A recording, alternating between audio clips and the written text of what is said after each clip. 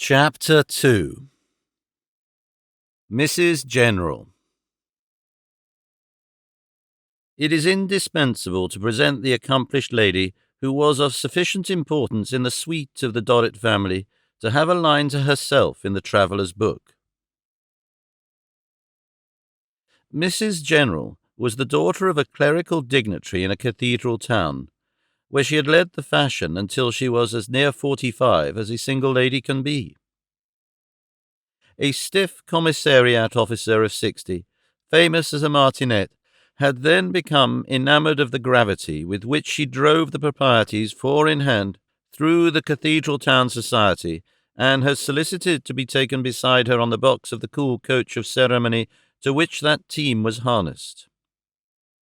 His proposal of marriage being accepted by the lady, the commissary took his seat behind the proprieties with great decorum, and Mrs. General drove until the commissary died. In the course of their united journey, they ran over several people who came in the way of their proprieties, but always in a high style and with composure. The commissary having been buried with all the decorations suitable to the service, the whole team of proprieties were harnessed to his hearse, and they all had feathers and black velvet housings, with his coat of arms in the corner.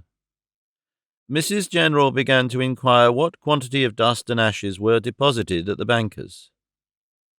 It then transpired that the commissary had so far stolen a march on Mrs. General as to have bought himself an annuity some years before his marriage, and to have reserved that circumstance in mentioning, at the period of his proposal, that his income was derived from the interest of his money. Mrs. General consequently found her means so much diminished that, but for the perfect regulation of her mind, she might have felt disposed to question the accuracy of that portion of the late service which had declared that the commissary could take nothing away with him. In this state of affairs it occurred to Mrs. General that she might form the mind and eke the manners of some young lady of distinction, or that she might harness the proprieties to the carriage of some rich young heiress or widow, and become at once the driver and guard of such a vehicle through the social mazes. Mrs. General's communication of this idea to her clerical and commissariat connection was so warmly applauded that, but for the lady's undoubted merit, it might have appeared as though they wanted to get rid of her. Testimonials representing Mrs. General as a prodigy of piety, learning, virtue, and gentility were lavishly contributed from influential quarters, and one venerable archdeacon even shed tears in recording his testimony to her perfections, described to him by persons on whom he could rely, though he had never had the honour and moral gratification of setting eyes on Mrs. General in all her life. Thus, delegated on her mission, as it were, by church and state, Mrs. General, who had always occupied high ground, felt in a condition to keep it, and began by putting herself up at a very high figure. An interval of some duration elapsed, in which there was no bid for Mrs. General. At length, a county widower with a daughter of 14 opened negotiations with the lady, and as it was a part either of the native dignity or of the artificial policy of Mrs. General, but certainly one or the other, to comport herself as if she were much more sought than seeking, the widower pursued Mrs. General until he prevailed upon her to form his daughter's mind and manners. The execution of this trust occupied Mrs. General about 7 years, in the course of which time she made the tour of Europe and saw most of that extensive miscellany of objects which it is essential that all persons of polite cultivation should see with other people's eyes and never with their own. When her charge was at length formed, the marriage not only of the young lady, but likewise her father, the widower was resolved on. The widower, then finding Mrs. General both inconvenient and expensive, became of a sudden almost as much affected by her merits as the archdeacon had been, and circulated such praises of her surpassing worth in all quarters where he thought an opportunity might arise of transferring the blessing to somebody else, that Mrs. General was a name more honourable than ever. The Phoenix was to let on this elevated perch, when Mr. Dorrit, who had lately succeeded to his property, mentioned to his bankers that he wished to discover a lady well-bred, accomplished, well-connected, well accustomed to good society, who was qualified at once to complete the education of his daughters, and to be their matron or chaperone. Mr. Dorrit's bankers, as bankers of the county widower, instantly said, "Mrs. General." Pursuing the light so fortunately hit upon, and finding the concurrent testimony of the whole of Mrs. General's acquaintance to be of the pathetic nature already recorded, Mr. Dorrit took the trouble of going down to the county of the county widower to see Mrs. General, in whom he found a lady of a quality superior to his highest expectations. "Might I be excused," said Mr. Dorrit, "if I inquired what "Why, indeed," returned Mrs. General, stopping the word, "it is a subject on which I prefer to avoid entering. I have never entered on it with my friends here, and I cannot overcome the delicacy, Mr. Dorrit, with which I have always regarded it.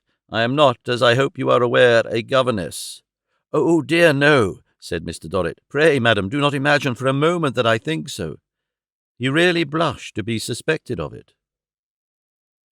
Mrs. General gravely inclined her head. "I cannot, therefore, put a price upon services which it is a pleasure to me to render if I can render them spontaneously, but which I could not render in a mere return for any consideration. Neither do I know how or where to find a case parallel to my own. It is peculiar." No doubt. But how then, Mr. Dorrit not unnaturally hinted, could the subject be approached? "I cannot object," said Mrs. General, "though even that it is disagreeable to me, to Mr. Dorrit's inquiring in confidence of my friends here what amount they have been accustomed at quarterly intervals to pay to my credit at my banker's." Mr. Dorrit bowed his acknowledgments. "Permit me to add," said Mrs. General, "that beyond this I can never resume the topic. Also that I can accept no second or inferior position. If the honour were proposed to me of becoming known to Mr. Dorrit's family, I think 2 daughters were mentioned?" "2 daughters. I could only accept it on terms of perfect equality as a companion, protector, mentor, and friend." Mr. Dorrit, in spite of his sense of his importance, felt as if it would be quite a kindness in her to accept it on any conditions. He almost said as much. "I think," repeated Mrs. General, "2 daughters were mentioned?" "2 daughters," said Mr. Dorrit again. "It would therefore," said Mrs. General, "be necessary to add a third more to the payment, whatever its amount may prove to be, which my friends here have been accustomed to make to my bankers." Mr. Dorrit lost no time in referring the delicate question to the county widower, and finding that he had been accustomed to pay £300 a year to the credit of Mrs. General, arrived without any severe strain on his arithmetic at the conclusion that he himself must pay 4. Mrs. General being an article of that lustrous surface which suggests that it is worth any money, he made a formal proposal to be allowed to have the honour and pleasure of regarding her as a member of his family. Mrs. General conceded that high privilege, and here she was.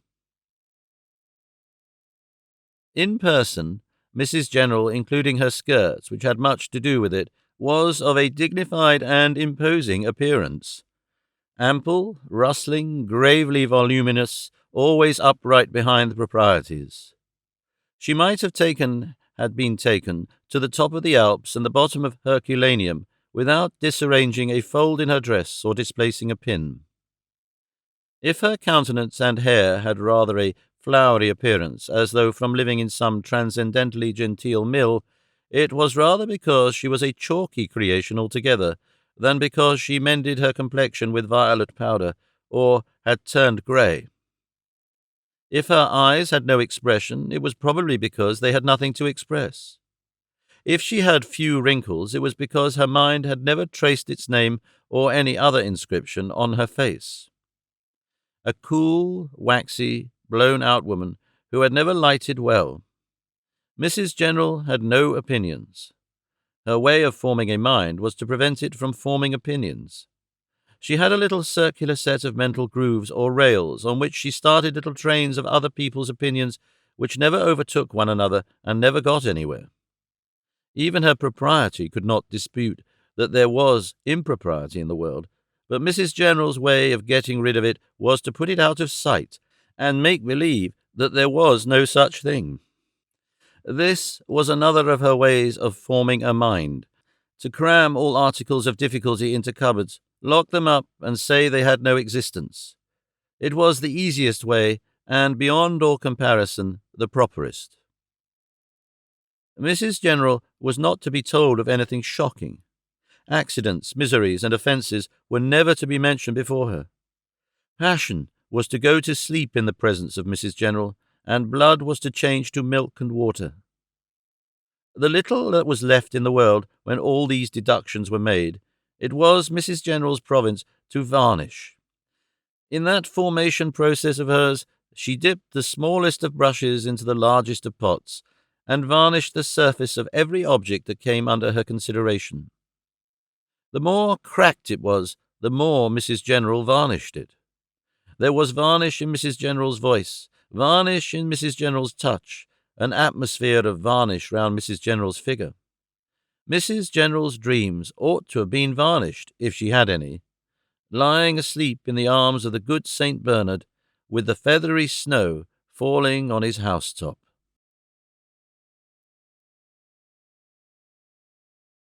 Chapter 3. On the Road. The bright morning sun dazzled the eyes, the snow had ceased, the mists had vanished, the mountain air was so clear and light that the new sensation of breathing it was like the having entered on a new existence. To help the delusion, the solid ground itself seemed gone, and the mountain, a shining waste of immersed white heaps and masses, to be a region of cloud floating between the blue sky above and the earth far below. Some dark specks in the snow, like knots upon a little thread, beginning at the convent door and winding away down the descent in broken lengths, which were not yet pieced together, showed where the brethren were at work in several places clearing the track. Already the snow had begun to be foot-thawed again about the door. Mules were busily brought out, tied to the rings in the wall and laden, strings of bells were buckled on, burdens were adjusted, the voices of drivers and riders sounded musically. Some of the earliest had even already resumed their journey, and, both on the level summit by the dark water near the convent and on the downward way of yesterday's ascent, little moving figures of men and mules, reduced to miniatures by the immensity around, went with a clear tinkling of bells and a pleasant harmony of tongues. In the supper-room of last night, a new fire, piled upon the feathery ashes of the old one, shone upon a homely breakfast of loaves, butter, and milk. It also shone on the courier of the Dorrit family, making tea for his party from a supply he had brought up with him, together with several other small stores which were chiefly laid in for the use of the strong body of inconvenience. Mr. Gowan and Blondois of Paris had already breakfasted, and were walking up and down by the lake, smoking their cigars. "Gowan, eh?" muttered Tip, otherwise Edward Dorrit, Esquire, turning over the leaves of the book when the courier had left them to breakfast. "Then Gowan is the name of a puppy, that's all I've got to say. If it was worth my while, I'd pull his nose, but it isn't worth my while, fortunately for him. How's his wife, Amy? I suppose you know? You generally know things of that sort." "She is better, Edward, but they are not going today." "Oh, they are not going today? Fortunately for that fellow," said Tip, "or he and I might have come into collision. It is thought better here that she should lie quiet today and not be fatigued and shaken by the ride down until tomorrow." "With all my heart, but you talk as if you had been nursing her. You haven't been relapsing into Mrs. General is not here, into old habits, have you, Amy?" He asked her the question with a sly glance of observation at Miss Fanny and at his father too. "I have only been in to ask her if I could do anything for her, Tip," said little Dorrit. "You needn't call me Tip, Amy, child," returned that young gentleman with a frown, "because that's an old habit, and one you may as well lay aside." "I didn't mean to say so, Edward dear. I forgot. It was so natural once that it seemed at the moment the right word." "Oh, yes," Miss Fanny struck in. "Natural and right word and once and all the rest of it. Nonsense, you little thing. I know perfectly well why you have been taking such an interest in this Mrs. Gowan. You can't blind me." "I will not try to, Fanny. Don't be angry." "Oh, angry," returned that young lady with a flounce. "I have no patience," which indeed was the truth. "Pray, Fanny," said Mr. Dorrit, raising his eyebrows, "what do you mean? Explain yourself." "Oh, never mind, Pa," replied Miss Fanny. "It's no great matter. Amy will understand me. She knew of this Mrs. Gowan before yesterday, and she may as well admit that she did." "My child," said Mr. Dorrit, turning to his younger daughter, "has your sister any authority for this curious statement?" "However meek we are," Miss Fanny struck in before she could answer, "we don't go creeping into other people's rooms on the tops of cold mountains and sitting perishing in the frost with people unless we know something about them beforehand.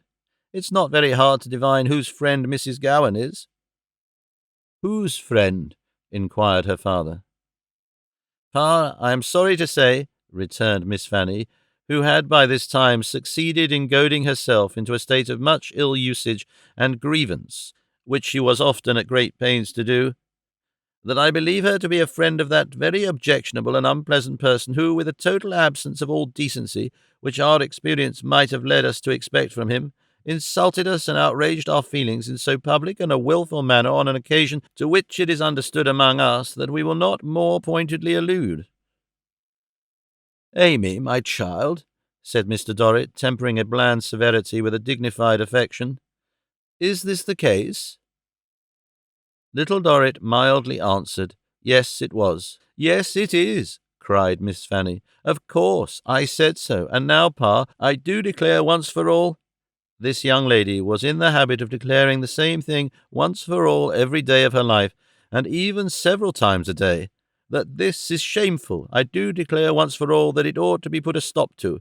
Is it not enough that we have gone through what is only known to ourselves, but are we to have it thrown in our faces, perseveringly and systematically, by the very person who should spare our feelings most? Are we to be exposed to this unnatural conduct every moment of our lives? Are we never to be permitted to forget? I say again, it is absolutely infamous." "Well, Amy," observed her brother, shaking his head, "you know I stand by you whatever I can, and on most occasions. But I must say that, upon my soul, I do consider it rather an unaccountable mode of showing your sisterly affection that you should back up a man who treated me in the most ungentlemanly way in which one can treat another, and who," he added convincingly, "must be a low-minded thief, you know, or he never could have conducted himself as he did."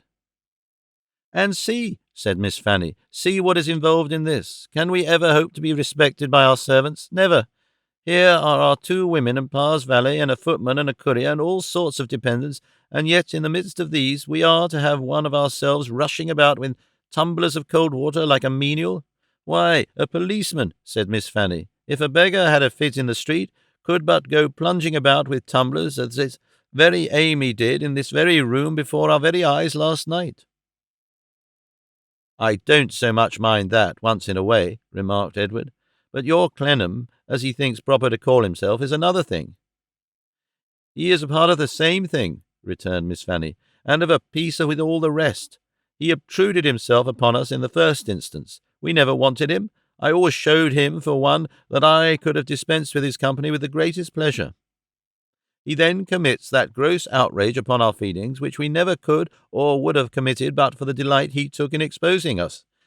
And then we are to be demeaned for the service of his friends. Why, I don't wonder at this Mr. Gowan's conduct towards you. What else was to be expected when he was enjoying our past misfortunes, gloating over them at that moment?"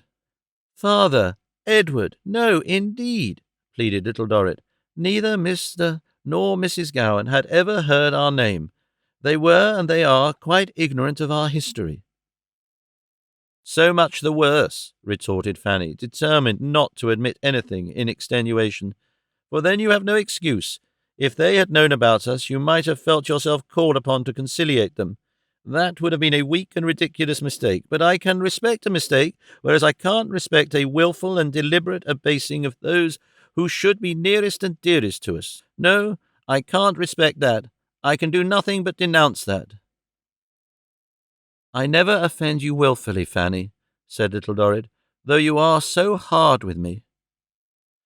"Then you should be more careful, Amy," returned her sister. "If you do such things by accident, you should be more careful.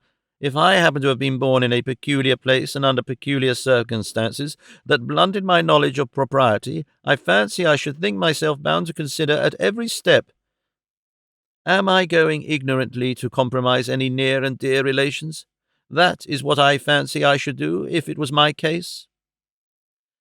Mr. Dorrit now interposed, at once to stop these painful subjects by his authority, and to point their moral by his wisdom. "My dear," said he to his younger daughter, "I beg you to say no more. Your sister Fanny expresses herself strongly, but not without considerable reason. You have now a great position to support. That great position is not occupied by yourself alone, but by me and by us. Us. Now, it is incumbent upon all people in an exalted position, but it is particularly so on this family, for reasons which I will not dwell upon, to make themselves respected, to be vigilant in making themselves respected. Dependents to respect us must be kept at a distance and kept down. Therefore, you're not exposing yourself to the remarks of our attendants by appearing to have at any time dispensed with their services and performed them for yourself is highly important." "Why, who can doubt it?" cried Miss Fanny. "It's the essence of everything." "Fanny," returned her father grandiloquently, "give me leave, my dear. We then come to Mr. Clennam.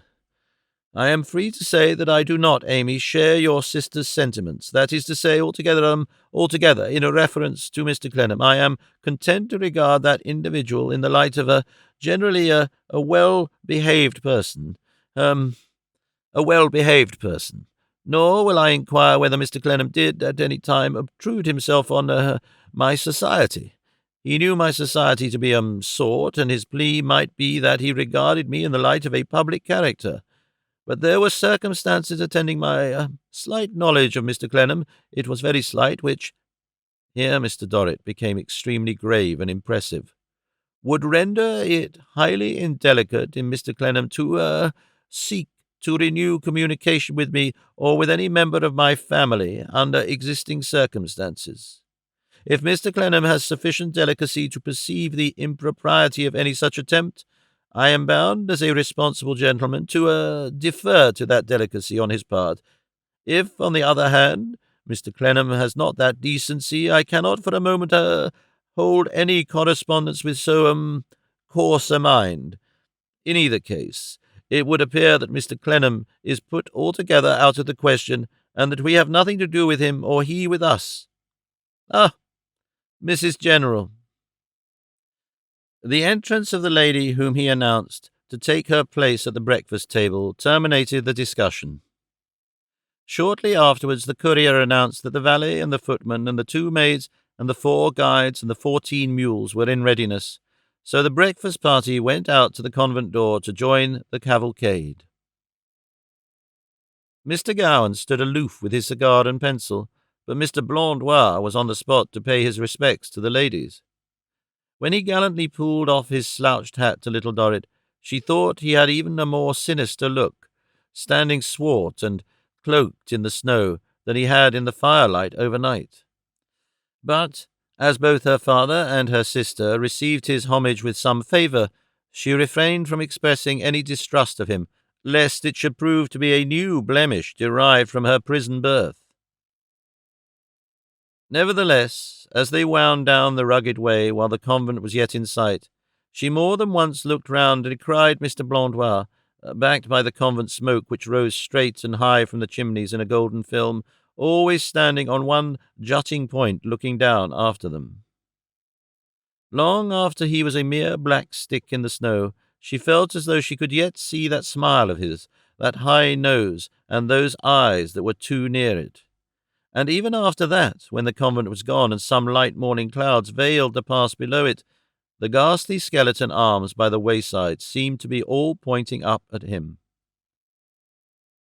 More treacherous than snow, perhaps, colder at heart and harder to melt, Blondois of Paris, by degrees, passed out of her mind as they came down into the softer regions.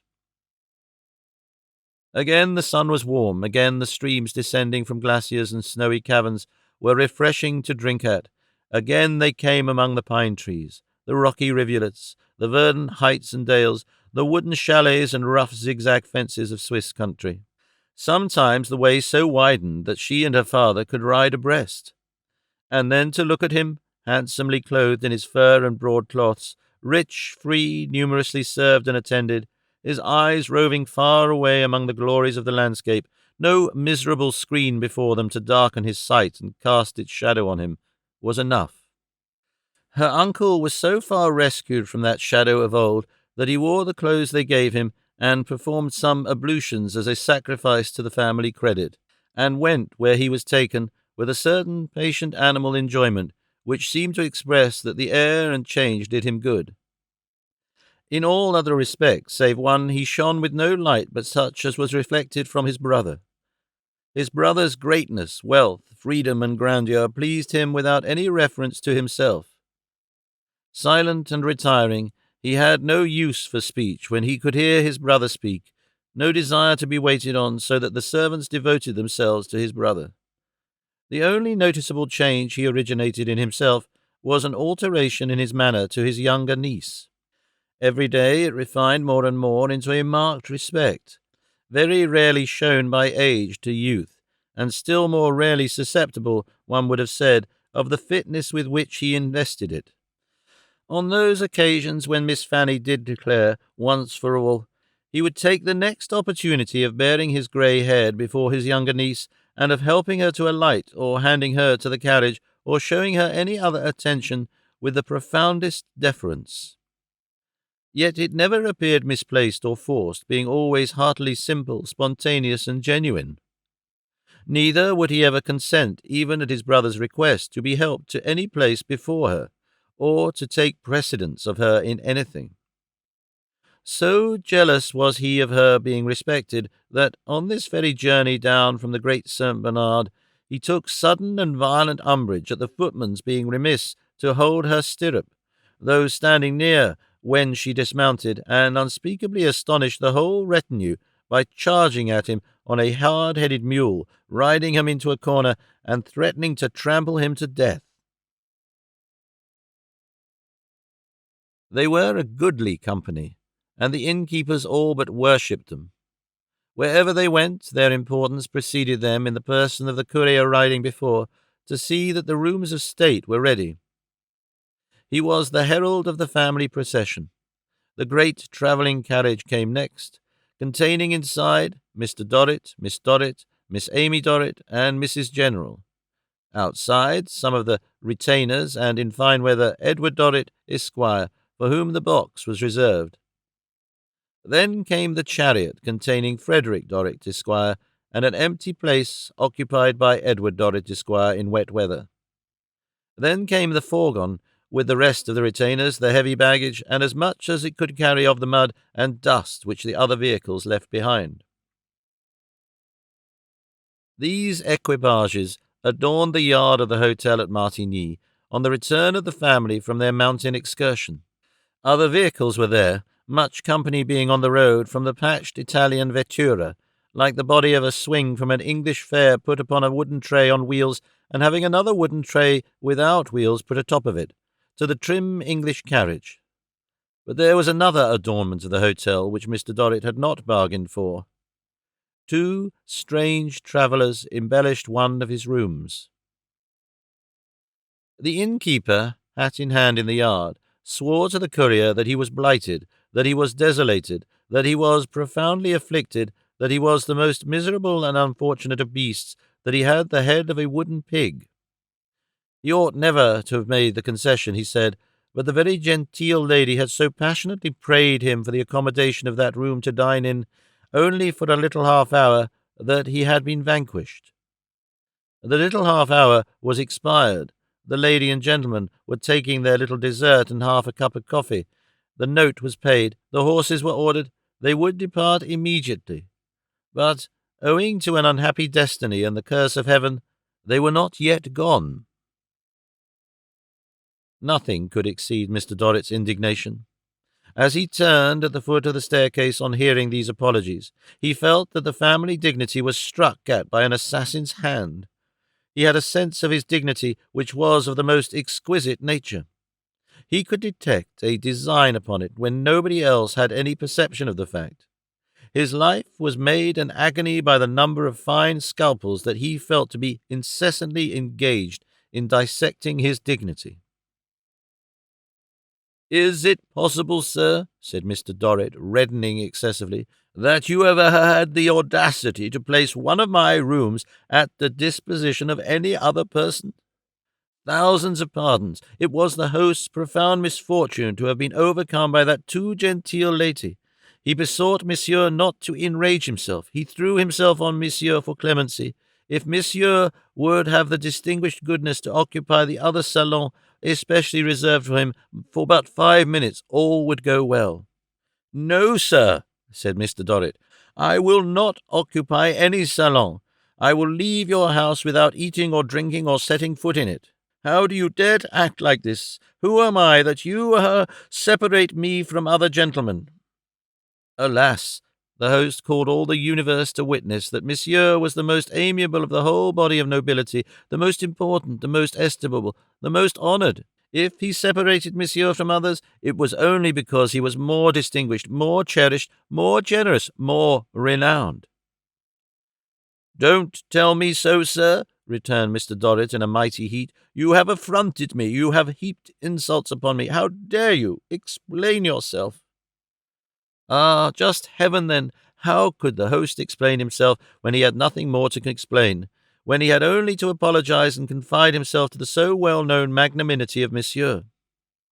"I tell you, sir," said Mr. Dorrit, panting with anger, "that you separate me from other gentlemen, that you make distinctions between me and other gentlemen of fortune and station. I demand of you why. I wish to know on what authority, on whose authority. Reply, sir, explain, answer, why?" Permit the landlord humbly to submit to monsieur the courier, then, that monsieur, ordinarily so gracious, enraged himself without cause. There was no why. Monsieur the courier would represent to monsieur that he deceived himself in suspecting that there was any why, but the why his devoted servant had already had the honour to present to him, the very genteel lady. "Silence!" cried Mr. Dorrit.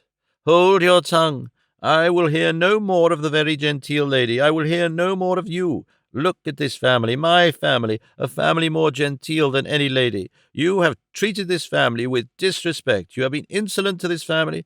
I will ruin you. Ah! Send for the horses, pack the carriages. I'll not set foot in this man's house again." No one had interfered in the dispute, which was beyond the French colloquial powers of Edward Dorrit, Esquire, and scarcely within the province of the ladies. Miss Fanny, however, now supported her father with great bitterness, declaring in her native tongue that it was quite clear that there was something special in this man's impertinence, and that she considered it important that he should be, by some means, forced to give up his authority for making distinctions between that family and other wealthy families. What the reasons of his presumption could be, she was at a loss to imagine, but reasons he must have, and they ought to be torn from him. All the guides, mule drivers, and idlers in the yard had made themselves parties to the angry conference, and were much impressed by the courier's now bestirring himself to get the carriages out. With the aid of some dozen people to each wheel, this was done at a great cost of noise, and then the loading was proceeded with, pending the arrival of the horses from the post-house. But the very genteel lady's English chariot being already horsed and at the inn door, the landlord had slipped upstairs to represent his hard case. This was notified to the yard by his now coming down the staircase in attendance on the gentleman and the lady, and by his pointing out the offended majesty of Mr. Dorrit to them with a significant motion of his hand. "Beg your pardon," said the gentleman, detaching himself from the lady and coming forward. "I am a man of few words and a bad hand at an explanation, but lady here is extremely anxious that there should be no row. Lady, a mother of mine in point of fact, wishes me to say that she hopes no row." Mr. Dorrit, still panting under his injuries, saluted the gentleman and saluted the lady in a distant, final, and invincible manner. "No, but really here, old fellow, you." This was the gentleman's way of appealing to Edward Dorrit, Esquire, on whom he pounced as a great and providential relief. "Let you and I try to make this all right. Lady so much wishes no row." Edward Dorrit, Esquire, led a little apart by the button, assumed a diplomatic expression of countenance in replying, "Why, you must confess that when you bespeak a lot of rooms beforehand, and they belong to you, it's not pleasant to find other people in 'em." "No," said the other, "I know it isn't, I admit it.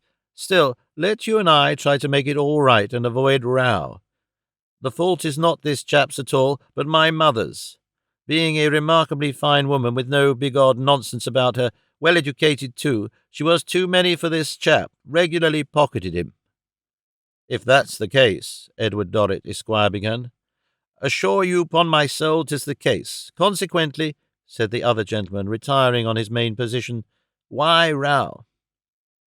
"Edmund," said the lady from the doorway, "I hope you have explained, or are explaining to the satisfaction of this gentleman and his family, that the civil landlord is not to blame." "Assure you, ma'am," returned Edmund, "perfectly paralyzing myself with trying it on." He then looked steadfastly at Edward Dorrit, Esquire, for some seconds, and suddenly added in a burst of confidence, "Old fella, is it all right?" "I don't know after all," said the lady, gracefully advancing a step or two towards Mr. Dorrit, "but that I had better say myself at once that I assured this good man I took all the consequences on myself of occupying one of a stranger's suite of rooms during his absence for just as much or as little time as I could dine in.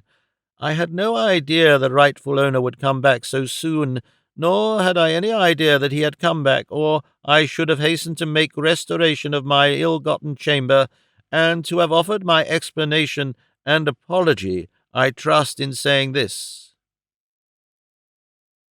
For a moment the lady, with a glass at her eye, stood transfixed and speechless before the two Miss Dorrits. At the same moment Miss Fanny, in the foreground of a grand pictorial composition, formed by the family equipages, and the family servants, held her sister tight under one arm to detain her on the spot, and with the other arm fanned herself with a distinguished air, and negligently surveyed the lady from head to foot. The lady, recovering herself quickly, for it was Mrs. Merdle, and she was not easily dashed, went on to add that she trusted in saying this, she apologized for her boldness, and restored this well-behaved landlord to the favour that was so very valuable to him. Mr. Dorrit, on the altar of whose dignity all this was incense, made a gracious reply, and said that his people should, countermand his horses, and he would, overlook what he had at first supposed to be an affront, but now regarded as an honour. Upon this the bosom bent to him, and its owner, with a wonderful command of feature, addressed a winning smile of adieu to the sisters, as young ladies of fortune, in whose favour she was much prepossessed, and whom she had never had the gratification of seeing before. Not so, however, Mr. Sparkler. This gentleman, becoming transfixed at the same amount as his lady mother, could not by any means unfix himself, but stood stiffly staring at the whole composition, with Miss Fanny in the foreground. On his mother saying, "Edmund, we are quite ready, will you give me your arm?" he seemed, by the motion of his lips, to reply with some remark comprehending the form of words in which his shining talents found the most frequent utterance, but he relaxed no muscle. So fixed was his figure that it would have been matter of some difficulty to bend him sufficiently to get him in the carriage door, if he had not received the timely assistance of a maternal pull from within. He was no sooner within than the pad of the little window in the back of the chariot disappeared, and his eye usurped its place. There it remained as long as so small an object was discernible, and probably much longer, staring as though something inexpressibly surprising should happen to a codfish, like an ill-executed eye in a large locket. This encounter was so highly agreeable to Miss Fanny, and gave us so much to think of with triumph afterwards, that it softened her asperities exceedingly. When the procession was again in motion next day, she occupied her place in it with a new gaiety, and showed such a flow of spirits indeed that Mrs. General looked rather surprised. Little Dorrit was glad to be found no fault with, and to see that Fanny was pleased, but her part in the procession was a musing part, and a quiet one. Sitting opposite her father in the travelling carriage, and recalling the old Marshalsea room, her present existence was a dream. All that she saw was new and wonderful, but it was not real. It seemed to her as if those visions of mountains and picturesque countries might melt away at any moment, and the carriage, turning some abrupt corner, bring up with a jolt at the old Marshalsea gate. To have no work to do was strange, but not half so strange as having glided into a corner where she had no one to think of, nothing to plan and contrive, no cares of others to load herself with. Strange as that was, it was far stranger yet to find a space between herself and her father, where others occupied themselves in taking care of him, and where she was never expected to be. At first, this was so much more unlike her old experience than even the mountains themselves, that she had been unable to resign herself to it, and had tried to retain her old place about him. But he had spoken to her alone, and had said that her people in an exalted position, my dear, must scrupulously exact respect from their dependents, and that for her, his daughter, Miss Amy Dorrit, of the sole remaining branch of the Dorrits of Dorsetshire, to be known to occupy herself in the fulfilling the functions of a valley, would be incompatible with that respect. Therefore, my dear, he laid his parental injunctions upon her to remember that she was a lady who had now to conduct herself with a proper pride, and to preserve the rank of a lady, and consequently he requested her to abstain doing what would occasion her unpleasant and derogatory remarks. She had obeyed without a murmur. Thus it had been brought about that she now sat in her corner of the luxurious carriage with her little patient hands folded before her, quite displaced even from the last point of the old standing ground in life on which her feet had lingered. It was from this position that all she saw appeared unreal. The more surprising the scenes, the more they resembled the unreality of her own inner life, as she went through its vacant places all day long. The gorges of the Simplon, its enormous depths and thundering waterfalls, the wonderful road, the points of danger where a loose wheel or a faltering horse would have been destruction, the descent into Italy, the opening of that beautiful land as the rugged mountain chasm widened, and let them out from a gloomy and dark imprisonment. All a dream, only the old mean Marshalsea a reality. Nay, even the old mean Marshalsea was shaken to its foundations when she pictured it without her father. She could scarcely believe that the prisoners were still lingering in the close yard, that the mean rooms were still every one tenanted, and that the turnkeys still stood in the lodge, letting people in and out, all just as she knew well it to be. With a remembrance of her father's old life in prison hanging about her like the burden of a sorrowful tune, little Dorrit would wake from a dream of her birthplace into a whole day's dream. The painted room in which she awoke, often a humbled state chamber in a dilapidated palace, would begin it, with its wild red autumnal vine leaves overhanging the glass, its orange trees on the cracked white terrace outside the window, a group of monks and peasants in the little street below, misery and magnificence wrestling with each other upon every rood of ground in the prospect, no matter how widely diversified, and misery throwing magnificence with the strength of fate. To this would succeed a labyrinth of bare passages and pillared galleries, with the family procession already preparing in the quadrangle below, through the carriages and luggage being brought together by the servants for the day's journey. Then breakfast in another painted chamber, damp-stained and of desolate proportions, and then the departure, which, to her timidity and sense of not being grand enough for her place in the ceremonies, was always an uneasy thing. For then the courier, who himself would have been a foreign gentleman of high mark in the Marshalsea, would present himself to report that all was ready, and then her father's valet would pompously induct him into his travelling cloak, And then Fanny's maid, and her own maid, who was a weight on little Dorrit's mind, absolutely made her cry at first, she knew so little what to do with her, would be in attendance, and then her brother's man would complete his master's equipment, and then her father would give his arm to Mrs. General, and her uncle would give his to her, and, escorted by the landlord and inn servants, they would swoop downstairs. There a crowd would be collected to see them enter their carriages, which, amidst much bowing and begging and prancing and lashing and clattering, they would do, and so would be driven madly through narrow, unsavoury streets and jerked out at the town gate. Among the day's unrealities would be roads where the bright red vines were looped and garlanded together on trees for many miles, woods of olives, white villages and towns on all sides, lovely without, but frightful in their dirt and poverty within. Crosses by the way, deep blue lakes with fairy islands, and clustering boats with awnings of bright colours and sails of beautiful forms. Vast piles of building mouldering to dust, hanging gardens where the weeds had grown so strong that their stems, like wedges driven home, had split the arch and rent the wall, stone-terraced lanes, with the lizards running into and out of every chink, beggars of all sorts everywhere, pitiful, picturesque, hungry, merry, children beggars and aged beggars. Often at posting-houses and other halting places, these miserable creatures would appear to her the only realities of the day, and many a time, when the money she had brought to give them was all given away, she would sit with her folded hands, thoughtfully looking after some diminutive girl, leading her grave father, as if the sight reminded her of something in the days that were gone.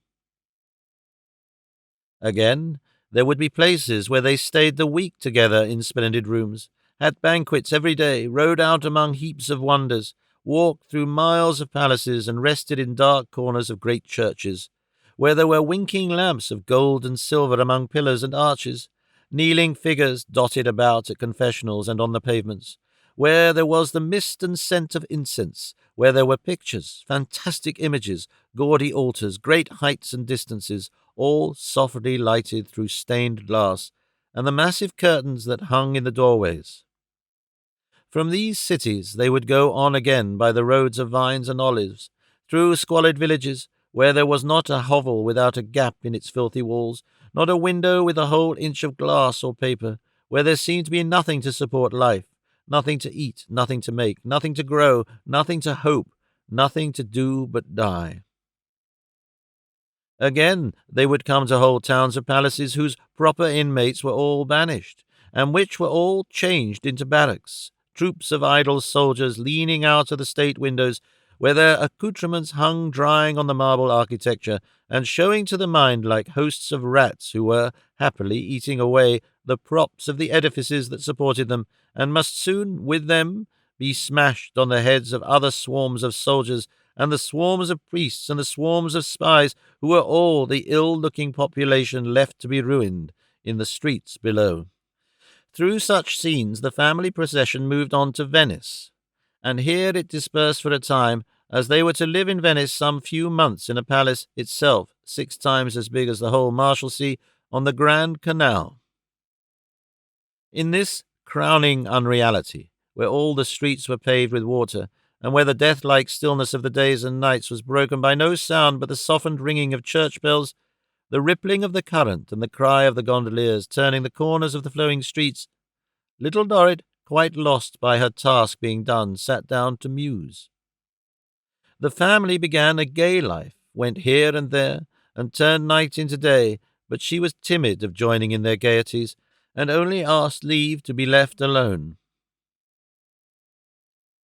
Sometimes she would step into one of the gondolas that were always kept in waiting, moored to painted posts at the door, when she could escape from the attendance of that oppressive maid who was her mistress, and a very hard one, and would be taken all over the strange city.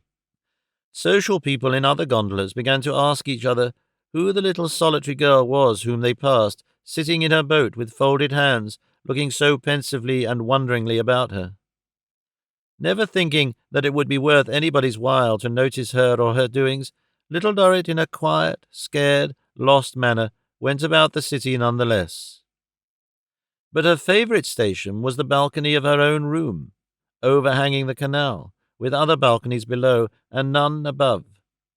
It was of massive stone darkened by ages, built in a wild fancy which came from the east to that collection of wild fancies, and little Dorrit was little indeed, leaning on the broad cushioned ledge and looking over. As she liked no piece of an evening half so well, she soon began to be watched for, and many eyes in passing gondolas were raised, and many people said, "There was the little figure of the English girl who was always alone." Such people were not realities to the little figure of the English girl. Such people were all unknown to her. She would watch the sunset, in its long, low lines of purple and red, and its burning flush high up into the sky, so glowing on the buildings, so lightening their structure, that it made them look as if their strong walls were transparent, and they shone from within. She would watch those glories expire, and then, after looking at the black gondolas underneath, taking guests to music and dance, would raise her eyes to the shining stars. Was there no party of her own, in other times, on which the stars had shone? To think of that old gate now!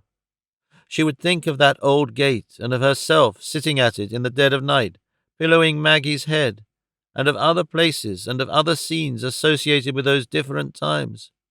And then she would lean upon her balcony and look over at the water, as though they all lay underneath it. When she got to that, she would musingly watch its running, as if, in the general vision, it might run dry, and show her the prison again, and herself, and the old room, and the old inmates, and the old visitors, all lasting realities that had never changed.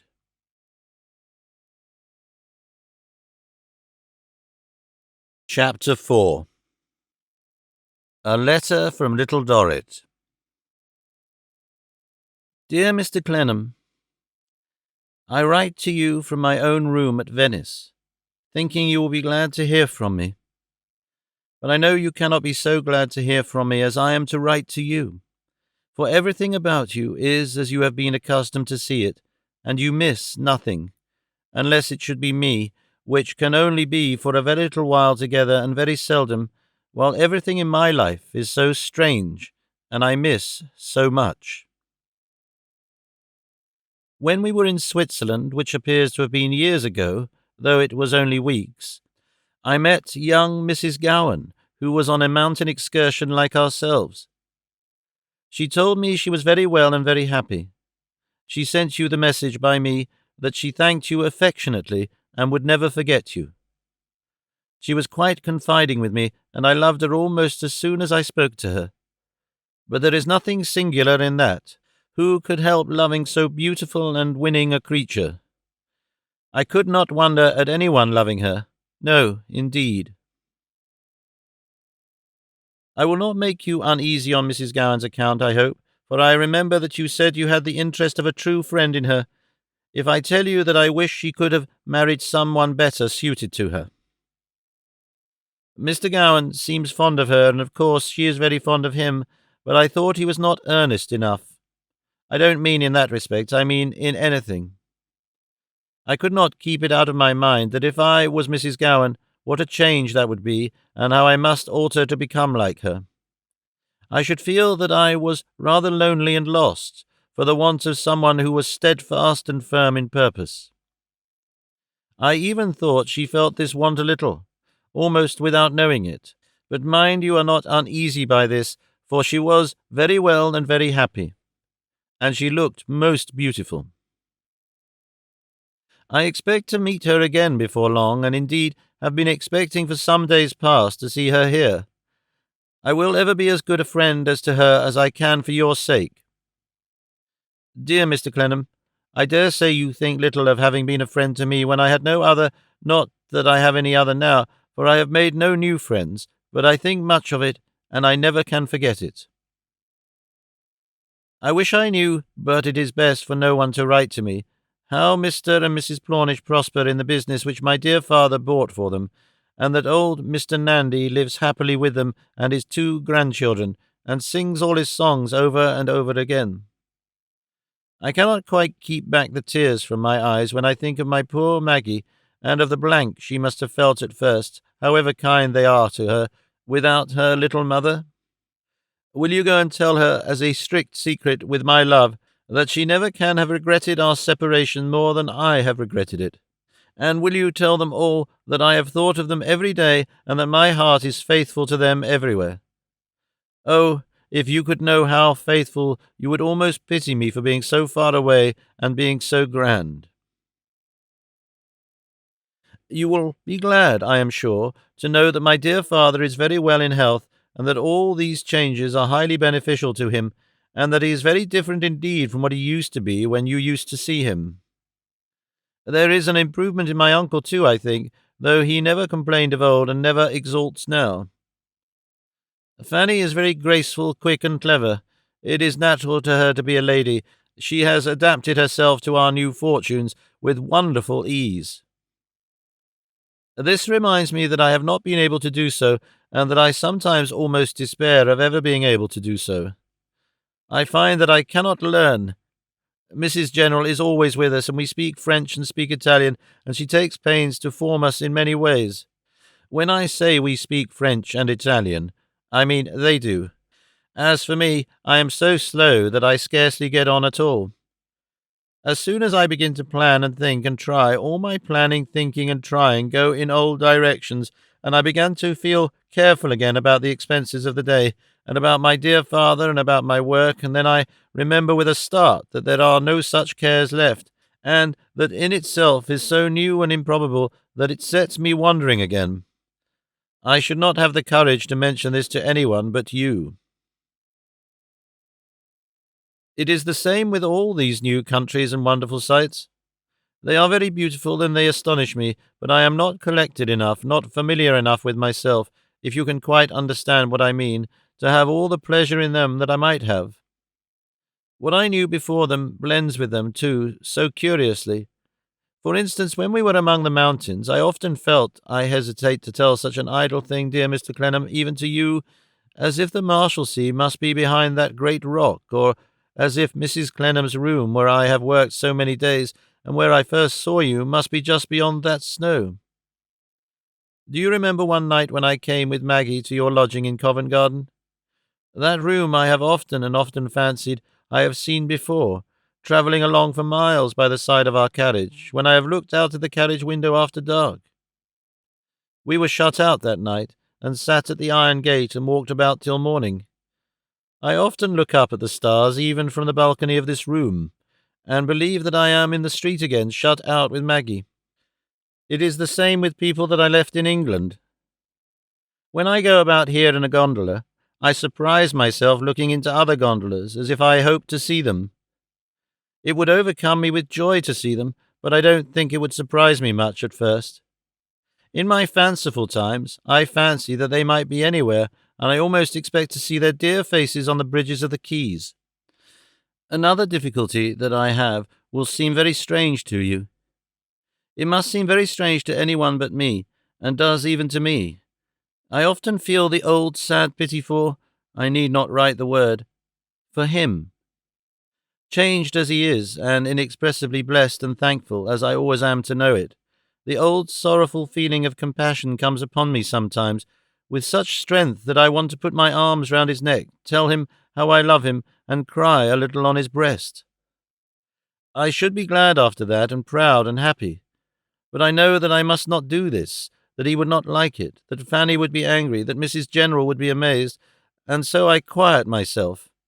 Yet in doing so, I struggle with the feeling that I have come to be at a distance from him, and that even in the midst of all the servants and attendants he is deserted and in want of me. Dear Mr. Clennam, I have written a great deal about myself, but I must write a little more still, or what I wanted most of all to say in this weak letter would be left out of it. In all these foolish thoughts of mine, which I have been so hardy as to confess to you, because I know you will understand me if anybody can, and will make more allowance for me than anybody else would if you cannot, in all these thoughts, there is one thought scarcely ever, never, out of my memory, and that is that I hope you sometimes, in a quiet moment, have a thought for me. I must tell you that as to this, I have felt ever since I have been away, an anxiety which I am very anxious to relieve. I have been afraid that you may think of me in a new light or a new character. Don't do that. I could not bear that. It would make me more unhappy than you can suppose. It would break my heart to believe that you thought of me in any way that would make me stranger to you than I was when you were so good to me. What I have to pray and entreat of you is, that you will never think of me as the daughter of a rich person, that you will never think of me as dressing any better or living any better than when you first knew me, that you will remember me only as the little shabby girl you protected with so much tenderness, from whose threadbare dress you have kept away the rain, and whose wet feet you have dried at your fire. That you will think of me, when you think of me at all, and of my true affection and devoted gratitude, always without change, as of your poor child, little Dorrit. P.S. Particularly remember that you are not to be uneasy about Mrs. Gowan. Her words were, very well and very happy, and she looked most beautiful.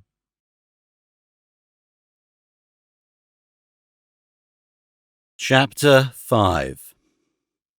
Something Wrong Somewhere. The family had been a month or two at Venice, when Mr. Dorrit, who was much among counts and marquises, and had but scant leisure, set an hour of one day apart beforehand for the purpose of holding some conference with Mrs. General. The time he had reserved in his mind arriving, he sent Mr. Tinkler, his valet, to Mrs. General's apartment, which would have absorbed about a third of the area of the Marshalsea, to present his compliments to that lady, and represent him as desiring the favour of an interview. It being that period of the forenoon when the various members of the family had coffee in their own chambers, some couple of hours before assembling at breakfast in a faded hall which had once been sumptuous, but was now the prey of watery vapours and a settled melancholy, Mrs. General was accessible to the valet. That envoy found her on a little square of carpet, so extremely diminutive in reference to the size of her stone and marble floor, that she looked as if she might have had it spread for the trying on of a ready-made pair of shoes, or as if she had come into possession of the enchanted piece of carpet bought for 40 purses by one of the 3 princes in the Arabian Nights, and had that moment been transported on it at a wish into a palatial saloon with which it had no connection. Mrs. General, replying to the envoy as she set down her empty coffee-cup, that she was willing at once to proceed to Mr. Dorrit's apartment and spare him the trouble of coming to her, which in his gallantry he had proposed, the envoy threw open the door and escorted Mrs. General to the presence. It was quite a walk, by mysterious staircases and corridors, from Mrs. General's apartment. Hoodwinked by a narrow side street with a low gloomy bridge in it, and dungeon-like opposite tenements, their walls besmeared with 1,000 downward stains and streaks, as if every crazy aperture in them had been weeping tears of rust into the Adriatic for centuries, to Mr. Dorrit's apartment, with a whole English house front of window, a prospect of beautiful church domes rising into the blue sky sheer out of the water, which reflected them, and a hushed murmur of the Grand Canal laving the doorways below, with his gondolas and gondoliers attended his pleasure, drowsily swinging in a little forest of piles. Mr. Dorrit, in a resplendent dressing-gown and cap, the dormant grub that had so long bided its time among the collegians, had burst into a rare butterfly, rose to receive Mrs. General. A chair to Mrs. General. An easier chair, sir. What are you doing? What are you about? What do you mean? Now, leave us. Mrs. General, said Mr. Dorrit, I took the liberty. By no means, Mrs. General interposed. I was quite at your disposition. I had had my coffee. I took the liberty, said Mr. Dorrit again, with the magnificent placidity of one who was above correction, to solicit the favour of a little private conversation with you, because I feel rather worried respecting my younger daughter. You will have observed a great difference of temperament, madam, between my 2 daughters, said Mrs. General in response, crossing her gloved hands. She was never without gloves, and they never creased and always fitted. There is a great difference. May I ask you to be favoured with your viewed? Said Mr. Dorrit, with a deference not incompatible with majestic serenity. Fanny, returned Mrs. General, has force of character and self-reliance. Amy, none. None? Oh, Mrs. General, ask the Marshalsea stones and bars. Oh, Mrs. General, ask the milliner who taught her to work and the dancing master who taught her sister to dance. Oh, Mrs. General, ask me, her father, what I owe her, and hear my testimony touching the life of this slighted little creature from her childhood up. No such adjuration entered Mr. Dorrit's head. He looked at Mrs. General, seated in her usual erect attitude on her coach-box behind the proprieties, and he said in a thoughtful manner, True, madam. I would not, said Mrs. General, be understood to say, observe, that there is nothing to improve in Fanny, but there is material there, perhaps indeed a little too much. Will you be kind enough, madam, said Mr. Dorrit, to be more explicit? I do not quite understand my elder daughter's having, too much material. What material? Fanny, returned Mrs. General, at present forms too many opinions.